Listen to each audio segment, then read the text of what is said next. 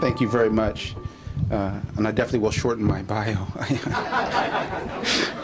and one other thing, for any educator, it's actually, I was a master's in business administration, and I become quite sensitive as I engage with educators. They'd say, how dare you claim to be an educator, you businessman. I've had the pleasure, although sometimes it's had a little pain associated with it, to address this group in the past.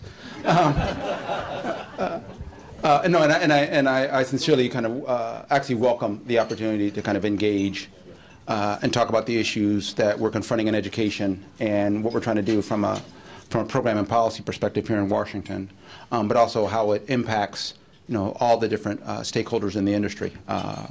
And contrary to popular belief, and hopefully this will be part of our Q&A, we actually believe that we do need a broad coalition of stakeholders that are both public and private sector, philanthropic, who are engaged on this real endeavor to improve education in this country.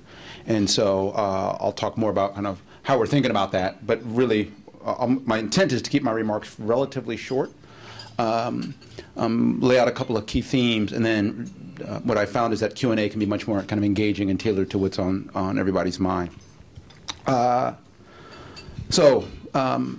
First of all, the macro, which we all know, but I never lose an opportunity to reinforce it. The importance of education has never been greater, and the need to improve our education system in this country has never been greater. And I say that because I think there's a growing awareness in this country. But historically, right, we have not been moving with the level of urgency and with the level of pace at which we're really going to need to invest in improving education in this country. And the facts are completely consistent and should be compelling for those who take the time to really absorb them. So I won't spend a lot of time on that, but we know, right, the likelihood of employment directly correlated to your level of education. Your income directly correlated to your level of education. How we compare against the world on almost any measure, right, we are underperforming in a significant way in terms of those with some kind of post-secondary degree, 16th in the world. Part of what we're trying to do to set a North Star. How do we go back to leading the world? If we look at our 15-year-olds measured on PISA, we are 25th in math, 17th in science, 15th in reading. If you look at advanced proficiency, well, how are we doing with the best? We're worse, 30th in math. How do you think about growth over the last 15 years in terms of rate of improvement? We fall way, way behind. And that's looking at the country as a whole. We all know we don't actually operate as a nation in terms of education, as one single country. We operate as a federation of 50 states, right, in conjunction with local districts. The reality is when you break that distribution down at the state level, right, not surprisingly, most states fare pretty poorly, right? Only one would be in the top quartile, generally speaking, right, in math, for example. So as you go to the different states, you move to the second and oftentimes the third quartile relative to other countries.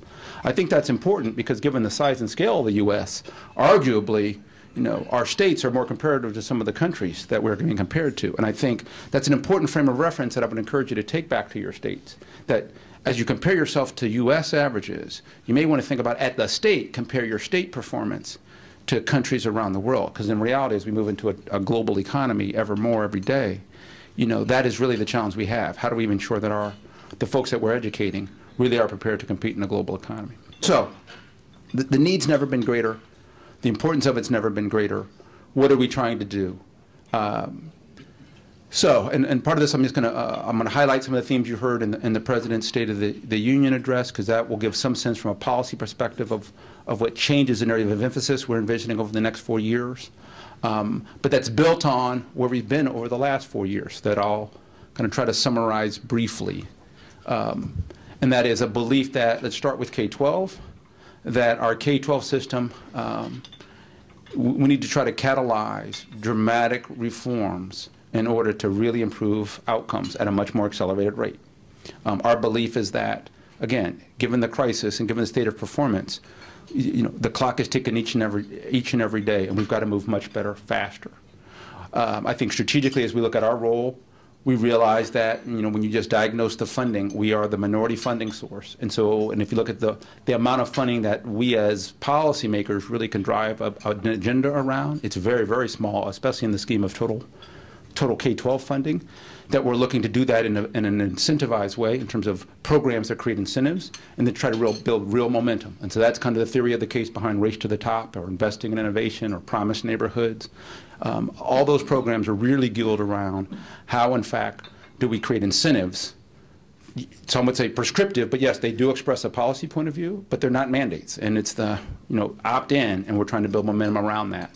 Also, from a philosophical standpoint, we're trying to figure out how we can get, more impact. And so what we're trying to do is, against those different programs, bring more consistency across them. And as many of you in the private sector understand, that's generally what you do as a part of a strategy.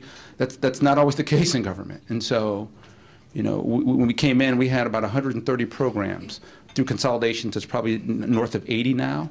But the number of programs with kind of different and not kind of aligned points of view about what you're trying to accomplish, we think is counterproductive. So as we look at our different programs, we are looking for ways to how do we actually bring them together and reinforce an agenda. Clearly, to the degree that we think that'll be more effective, to the degree that you disagree with aspects of the agenda, it could be more problematic. And one of those areas, what we've tried to be, is this notion of believing that, in addition to making sure we have college and career-ready standards, something that the federal government can't do, but we're very supportive of states undertaking. And so the fact that the Governors Association working with state chiefs and, in fact, about representing 85% of kids in this country have adopted internationally benchmark standards, we think is a good thing, and we're going to support it. We think, though, as you work now to align all the instructional delivery mechanisms to those standards, you've got to also invest in the human capital system, the educator system. And so we've been pretty clear that we think that an investment needs to be made in increasing the professionalism. And part of that is a greater accountability of the educators in the system with respect to outcomes. It hasn't been especially popular with some of our friends on the left. It's not meant to be personal and an attack, and I know it's been read by many educators. Teachers have come to me. My sister, who's a teacher, has come to me and saying, you guys seem to be attacking teachers. That's not the intent. But the intent is to say, given what's at stake, we really do have to raise the expectations that all kids can learn. And given what's at stake, they're going to have to learn at a higher level. And we need to start measuring and holding ourselves as a system accountable. Not just teachers, the whole system needs to be held accountable. And we've been consistent with that message. And you see that reflected in our program and policy agendas. And then we believe in data and transparency because we're going to have to foster continuous improvement. And we believe in innovation and coordinating kind of with elements across the system. We'll talk more, and I'm sure in the Q&A, about, well, how do you think about in the private sector? How do you think about supplemental education service providers as part of this whole journey? And I'll come back to that. But that's kind of the broad, what we're trying to do in K-12. That's where we're building from. That's been our focus. On higher ed, we've tried to put more funding to basically make it more accessible, really through the expansion of our Pell Grant program, which was about $40 billion over 10 years. As we look back at a second term, towards our second term agenda, you say, well, what are we trying to do? I'd say there's a couple of key things that we're going to build on. One is, what you heard loud and clear, is a belief that early education is an important part of improving education in this country. Again, the statistics are quite compelling. I mean, people will say it's the best investment bang for the buck, and there's been research studies to show that. And you have to realize is that it's got all kind of implications in terms of if our young folks have a quality early childhood experience, the likelihood that they'll drop out. If they haven't had an early childhood experience, 25% likelihood that they'll drop out. Likelihood of teenage pregnancy, 40%. Likelihood of being involved in the criminal justice system, about 70%. So if you say, where does this battle start? It actually starts well before kindergarten. And so that's why we're investing in that. The other reality is the vast majority of our young folks do not get structured preschool, right, early learning in any kind of structured environment. And so that is why you see a policy and a programmatic emphasis on early learning to complement the K-12 reforms we have. Because we realize you have to start pre-K if you're really going to really address this and get you on the track for this problem. That's one key thing. K-12, expect more of the same, but probably more on implementation support and trying to solidify. And so that will mean, to the degree that some of these objectives could get embodied in an ESEA reauthorization, then that would be our preference. That was our preference in 2009 and in 2010. And candidly, it was only on a post-midterm that the ability to bring together a coalition to support bipartisan education reform became clear that wasn't going to happen. That's when we kind of went to a fallback, was how do we take what we thought were needed reforms using the administrative flexibilities we had in waivers. But that wasn't our kind of plan A. That was our fallback contingency plan. To the degree that we're in a different environment and we can work with a Congress that sees education as something that is bipartisan and can move forward, we would be thrilled to have that opportunity to address this through statutory reform versus administrative flexibility. So that's our kind of game plan going forward. In K-12, what are some of the things you see new? Is in particular, it's on this high school to post-secondary environment. I think what we realize is that for many, we say college and career, but people hear college. And with that, people don't understand that there's a large number of high schoolers out there that need to be more engaged in their experience in high school, need to see more of a direct relevance. Oftentimes that's through experiential learning and a pathway to a career, a pathway to a set of credentials that lead to real value, kind of potentially post-college, post-high school, that can then be leveraged into a community college and beyond. And so I think we are going to be seeing and investing much more in the high school transition environment as something that we think offers real opportunity, and there really is a need. And so things like career academies, things like dual degrees, that's kind of what our thinking is of what we think is needed. I think that's going to be ever more important in an environment where as standards gets raised, what we're seeing is clearly 20 and 30-point drops in proficiency, in New York and Florida and Kentucky and Georgia. So as standards go up, given the current performance, you're seeing the gap raise. And so it's one thing to have that kind of gap if you're a fourth grader or fifth grader, you have more time, and you can put together. If you're a ninth or 10th grader, that's why these kids are disengaged. They're like, hey, I've got Fs, I'm not going to graduate, I'm going to drop out. And so the real question is, how do we actually engage them in our high schools if we're going to save, that subset of our student population? So you're going to see an emphasis in high school. And then on the post-secondary side, I think there's a growing realization that not just is college increasingly expensive, and concerns about the affordability for many folks, but frankly, the productivity of our higher education system is not great. We still have the best higher education system in the world, and studies will show that, from a brand standpoint, we still are kind of attractive, and we're net takers. But if you look at completion rates of traditional 4 years and 2 years, it's nothing we would be proud of. And if you then think about kind of the cost per completion, it's really challenging. And so you're seeing an effort for us to say, okay, how do we actually tackle the traditional higher ed? Part of that you saw in the last term, which was a subsegment, which was in this notion of the career colleges and the regulation we had on gainful employment, which was really an attempt to start putting some quality outcome measures and accountability for quality outcomes. Because it had to do with respect to, were you getting value out of your degree in terms of, could you be gainfully employed, and or, if not, make sure that you could service the debt. Because we found the dynamic was we had students coming with lots of debt but may not have completed and or were really not being well prepared for real careers. And so that notion of outcomes and accountability we think is important.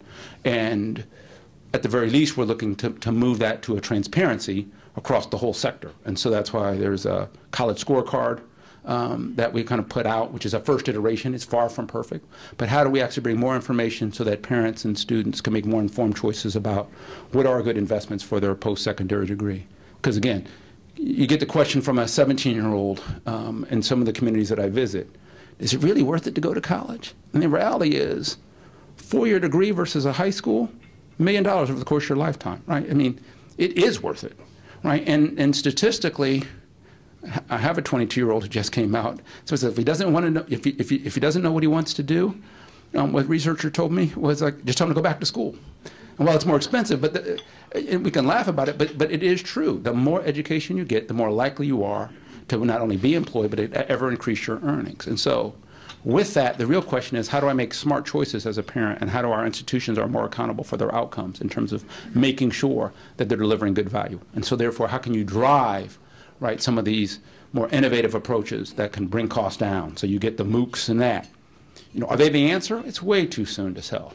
But are they bringing kind of new capabilities to higher ed that we think have the benefit to help transform higher ed, to help increase the accessibility of a whole array of courseware at a different cost? We think yes. And so are those the kinds of innovations that we want to figure out how we can encourage? The answer to that would be yes. So that's how we're broadly thinking about our cradle-to-career view. Again, we're going to try to look for statutory kind of solutions to this where they're appropriate. That will be in the broader political context, and so that's why we will stand ready, and we've gotten more proficient with our Plan B in terms of how do we exploit the administrative flexibilities that we have, and we're going to be committed to doing that as well. From a funding standpoint, I think we have been, and I think you see it reflected in the President's comments, we're going to continue to be an administration priority.